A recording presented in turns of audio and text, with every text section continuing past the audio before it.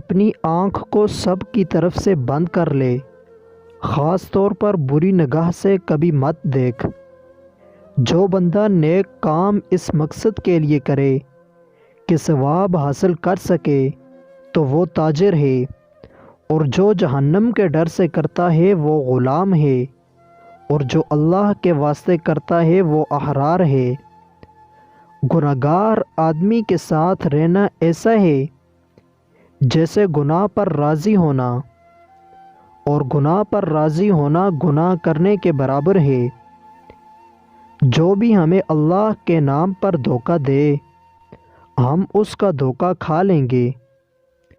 اگر غریبی سکون میں نہیں اور غریب کے باوجود غریب پر یقین کیا، دولت نازل نہیں ہوتی تو وہ غریب عذاب ہے۔ طاقتور آدمی دوسرے انسانوں کے حقوق ادا کرتا رہے تو وہ طاقتور ہی رہے گا۔ حقوق ادا نہ کرنے والا ظالم کہلائے گا، اور ظالم سے طاقت چھین لی جائے گی۔ یہ قدرت کا اصول ہے۔